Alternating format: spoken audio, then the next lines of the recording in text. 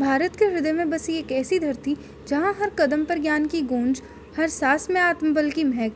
यही है वनस्थली विद्यापीठ। यहाँ खादी सिर्फ वस्त्र नहीं, एक विचार है।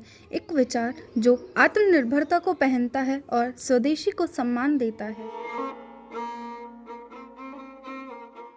खादी को एक कपड़ा कहना तो उसकी एक मजाक उड़ाने जैसा।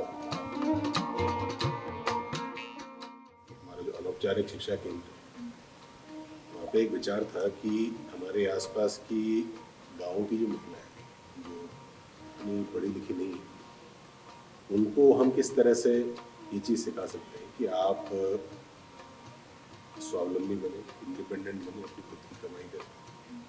उसके लिए हमारे दादा परमादरणीय दिवाकर शास्त्री जी अनौपचारिक शिक्षा केंद्र की शुरुआत की, जिसमें गांव की महिलाओं को सूत कातने, धागा बनाने और धागे से कपड़ा बनाने की ट्रेनिंग दी जाती। उससे वो कपड़ा बना के जब उसको मार्केट बाजार में बेचती थी, तो उससे न सिर्फ उनको आमदनी होती, बट उस आमदनी के साथ एक जो उनमें कॉन्फिडेंस डेवलप होता था, जो फाइनेंशियल इंडिपेंडेंस उनमें आती थी, जो उसका मूल्य होता है, वो तब से निरंतर उनको मिल भी रहा है और उसका समाज को और महिलाओं को लगातार फायदा मिल।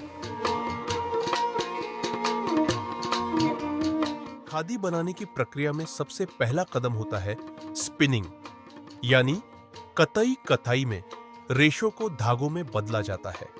यह काम चरखे पर किया जाता है। पहले रुई या अन्य फाइबर को साफ किया जाता है, फिर उसे कताई के लिए तैयार किया जाता है।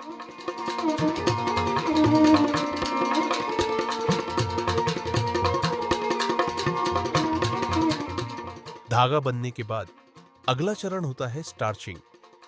इसमें धागों को मजबूती देने के लिए स्टार्च लगाया जाता है, जिससे यह बुनाई के लायक बन सके। अब बारी है वॉर्पिंग की। यह एक बेहद तकनीकी लेकिन रचनात्मक प्रक्रिया है, जिसमें सैकड़ों धागों को एक साथ व्यवस्थित किया जाता है। इन धागों को एक समान लंबाई और पैटर्न में करघे पर चढ़ाने के लिए तैयार किया जाता है। वॉर्पिंग यह सुनिश्चित करता है कि बुनाई के समय धागे आपस में उलझे नहीं और कपड़ा सुंदर और सटीक बने। वॉर्पिंग के बाद आता है प्रोडक्शन, जो कि लूम यानी करघे पर किया जाता है। लूम एक बड़ा उपकरण होता है जिसमें धागों को बुनकर कपड़ा बनाया जाता है। ये सब प्रक्रियाएं मिलकर खादी हस्त निर्मित और टिकाऊ कपड़ा बनाती है।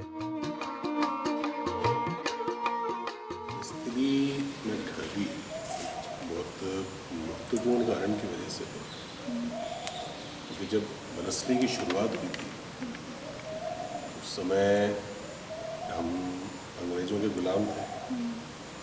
गुलाम थे तो हमारे देश की सभी गतिविधियों को अंग्रेज कंट्रोल करते थे।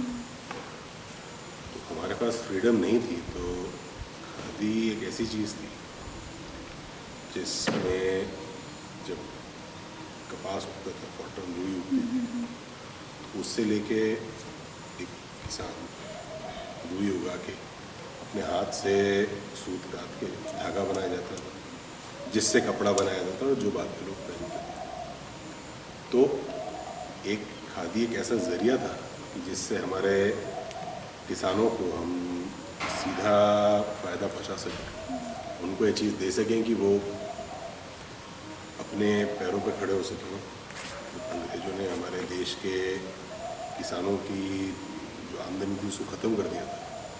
तो खादी एक ऐसा ज़रिया था कि जो ना सिर्फ किसानों को एक पहचान दिलाने में उसने मदद की, पर एक कमाई का एक ज़रिया भी बना हमारे लिए।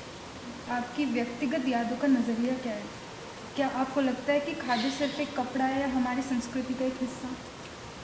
खादी को एक कपड़ा कहना तो उसकी एक मजाक उड़ाने जैसा होगा।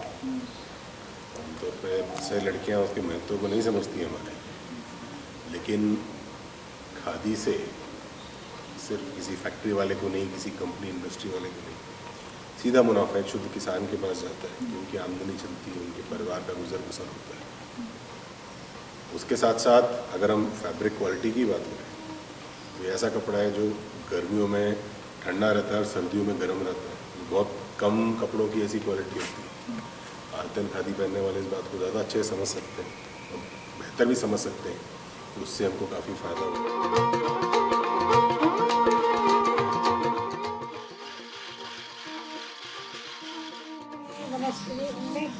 वनस्थली हरिपुरा के रहने वाली हूँ। मेरा नाम रितेश राय है। से पहले आपका जीवन कैसा था? खादी बनाने के पहले जीवन में तो सब लगा था, क्योंकि हम वैसे में पढ़े लिखे थे, तो हम एक तो घर में छिपे हुए थे। या बाहर निकलने के बाद में हमने सब कुछ सीखा।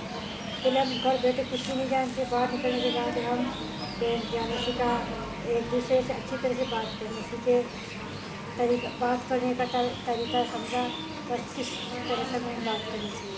काम तो कुछ भी करो, काम करना चाहिए। कुछ भी करो तो एक्सरसाइज है ना, आजकल तो काम बहुत जरूरी है सभी के लिए। तो शिक्षा के लिए हमें सभी के लिए काम जरूरी है।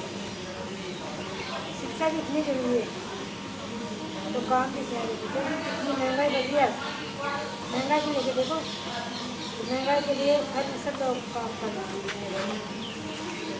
अभी मेरे जब परीक्षा दी थी तो मैं तो मेरे बहुत पढ़ा, जाने के बाद पहले हम घर बैठे थे तो एक तो जाति प्रथा के बारे में बहुत या आने के बाद हम जाति समझते, हम एक दूसरे की आत्मा समझते हैं। पहले जाति प्रथा देखे हम थोड़े युद्ध कर सकते हैं।